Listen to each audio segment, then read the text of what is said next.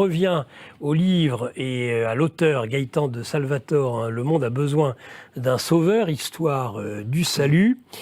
Alors, qu'est-ce qui va... Moi, vous me désespérez. Comment vous l'expliquez? Vous êtes désespérant, Gaëtan, puisque finalement, on a l'impression que tout est infiltré aujourd'hui par le 33e degré de la franc-maçonnerie que vous appelez, à juste titre, les Illuminati de Bavière.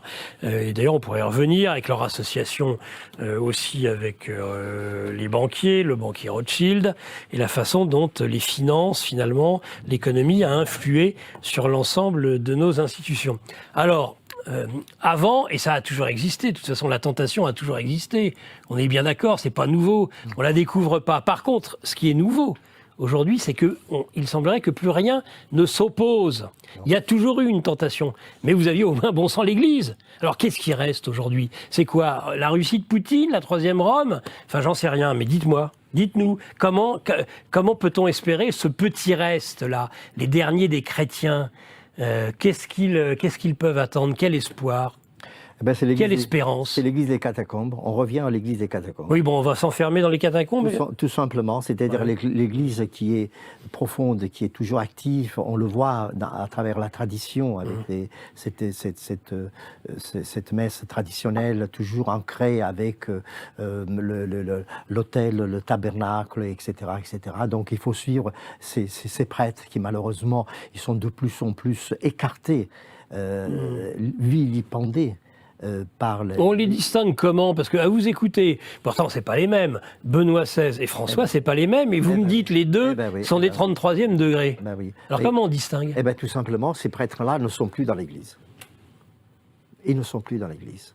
Ils sont même interdits de faire la messe. Donc c'est quoi? C'est les tradis aujourd'hui? C'est les tradis, mais plutôt les tradis de première observance. C'est quoi ça, les tradis? Et ça me fait penser c'est quoi les tradis de première observance? Ceux qui sont attachés à la tradition séculaire des premiers chrétiens et des premiers pontifes, avec la structure même christique et christologique de l'enseignement du Christ. Et qui ne parlent pas de ce qu'on appelle l'Ancien Testament, mais il ne parle que seulement l'Évangile, rien que l'Évangile. Et ça me fait penser à Padre Pio. Je ne peux pas m'empêcher de parler de Padre Pio. Il ne faut pas oublier que Padre Pio... Les Padre Pio, il n'y en a pas tous les jours. Hein. Oui, je sais bien. Et puis il n'y en a qu'un. Malheureusement, j'espère qu'il va y en avoir un autre. Et Padre Pio, il ne faut pas oublier que Padre Pio, il a été lui-même interdit de faire la messe. Et pendant 18 mois, il n'a pas fait la messe. Parce que justement, il ne voulait pas accéder à cette nouvelle messe de Paul VI. D'ailleurs, c'est le frère... Tiens, l'évêque de Bastia, on en parle beaucoup, il est très médiatique. En tout cas, il plaît beaucoup aux fidèles.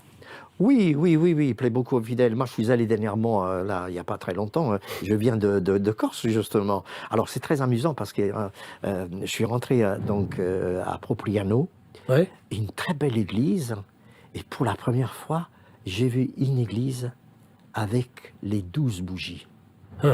C'est-à-dire le candélabre, qui représente, d'ailleurs j'ai la photo dans le livre et tout ça, le candélabre des 12 apôtres. Parce qu'actuellement, toutes les églises, je ne sais pas si vous faites maintenant... On est plutôt sur des trucs judaïsants, talmudiques. Voilà, c'est 7 bougies, mais alors 12, voilà. Oh là là. 3 bougies chaque côté, le Christ pas toujours au milieu, mais ça c'est dans la menorah. C'est ça, c'est la menorah, c'est les 7 bougies de la menorah. Donc, sachez que vous ne rentrez pas dans une église, mais vous rentrez dans une synagogue. Voilà. Et encore, à Propriano, j'ai vu pour la première fois, j'ai la photo. Le candélabre aux 12. Les 12 bougies, les 12 bougies sous l'autel et sous le tabernacle et tout ça. Et ça m'a fait chaud au cœur. Mais malheureusement, le reste, c'était pas pareil. C'était pas pareil, c'est pas la même chose.